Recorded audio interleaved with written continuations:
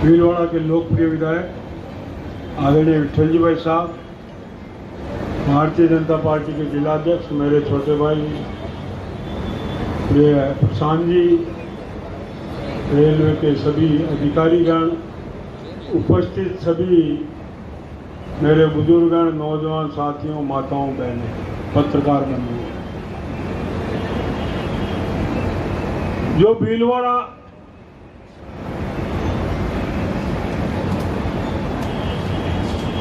Station जिसका एक entry, एक प्लेटफॉर्म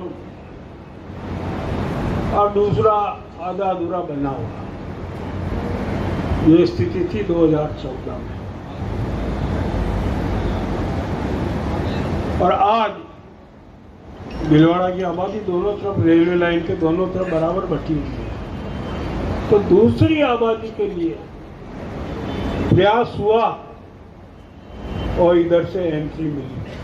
मैं रेलवे प्रशासन का आभार व्यक्त करता हूं कि उन्होंने उस समय मेरी मांग को स्वीकार किया और माननीय रेल मंत्री जी सुरेश प्रभु जी, जो मेरे अच्छे मित्र हैं, इसकी परमिशन सेकेंड एंट्री। और उसके साथ साथ जब भी विस्तार के लिए उनसे बात की, सब उन्होंने, और विस्तार रेलवे में पूरे भारत में इतना जबरदस्त काम रेलवे में हो रहा है, जहां हम बॉम्बे जाने में न जाने कितना समय लगता था, भीलवाड़ा से बॉम्बे जाने में 20-20, 22-22 घंटे लगते थे, आज हम 14 घंटे में पहुंच गए। और विस्तार जो है, आदरणीय अतर सिंह जी भाई साहब, पूर्व विधायक, हमारे वरिष्ठ, स्वागत। जो वहां पे कार्यक्रम रेलवे के जो चल रहे विकास के कार्यक्रम, क्योंकि प्रधानमंत्री जी की एक ही सोच है कि आम जन के उपयोग में आने वाली सुविधाओं का कैसे विस्तार किया जाए, हर दृष्टि से विस्तार हो और रेलवे सबसे बड़ा आम जन का आवागमन का साधन। और इस दृष्टि से अगर हम देखें तो सबसे बड़ा काम तो किया प्रधानमंत्री जी ने कि जो रेल बजट बिल्कुल अलग पेश होता था, अलग होता था, सब इसको मालूम ही नहीं पड़ता था, भारत के मुख्य बजट का हिस्सा रेलवे को भी बनाया। यानी आज की तारीख में रेल बजट अलग पेश नहीं होता।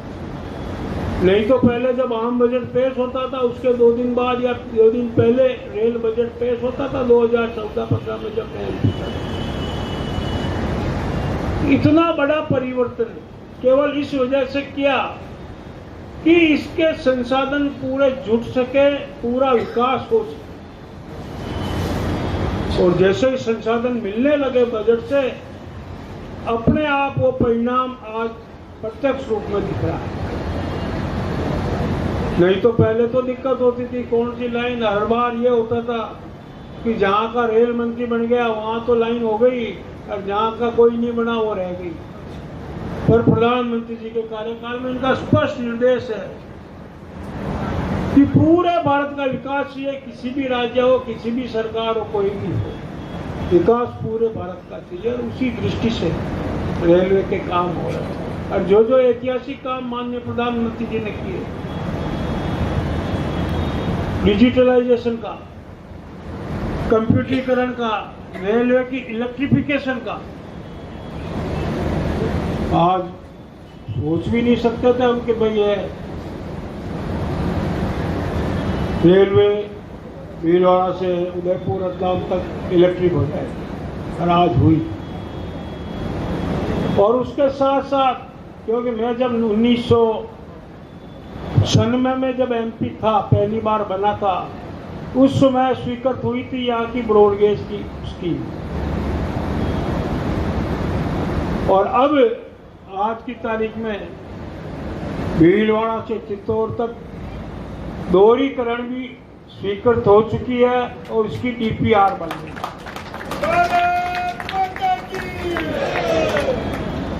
दोहरीकरण स्वीकृत हो चुकी है, डीपीआर बन रही है। तो विस्तार से मैं तो एक ही बात कहता हूं कि वही पूछता है कि क्या काम अभी पत्रकार बंधु भी जानकर मजे लेने के लिए भाई आपने क्या विकास किया क्या। मैंने कहा यार मेरे विकास तो या तो जनता बताएगी या जब मेरे को बताना होगा तब बताऊंगा।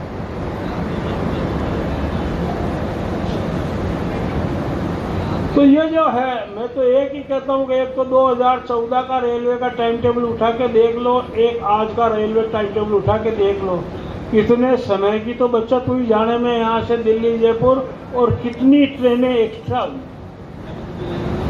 अपने आप उसमें मालूम पड़ जाएगा कि क्या विकास हुआ। विकास को गिनाने की जरूरत नहीं, वो अपने आप बोलता है और जो उसको उपयोग कर रहा है वो बोलता है। आज प्रधानमंत्री जी ने हर गरीब का खाता खोला, ये किसी को गिनाने की जरूरत नहीं कि खाता खोला। आज जो उसके लाभ मिल रहे हैं, किसान सम्मान निधि का पैसा जो सीधा उसके खाते में आ रहा है, कोई भी सरकारी सुविधा सरकारी सहायता डायरेक्ट बेनिफिट ट्रांसफर से जो पात्र व्यक्ति है उसके हाथ में पहुंच रही है। क्योंकि प्रधानमंत्री जी को हमेशा कहते थे, राजीव गांधी जी कहते थे कि मैं 1 रुपया दिल्ली से भेजता हूँ, 15 पैसा जो पात्र व्यक्ति उसके हाथ में पहुँचता है, 85 कहाँ जाता है मालूम नहीं। लेकिन मोदी जी 1 रुपया एक गरीब के लिए भेजते तो पूरा का पूरा रुपया उसके खाते में जमा होता है, एक पैसा भी इधर उधर नहीं होता। ये सोच है प्रधानमंत्री जी की कि वो किस हिसाब से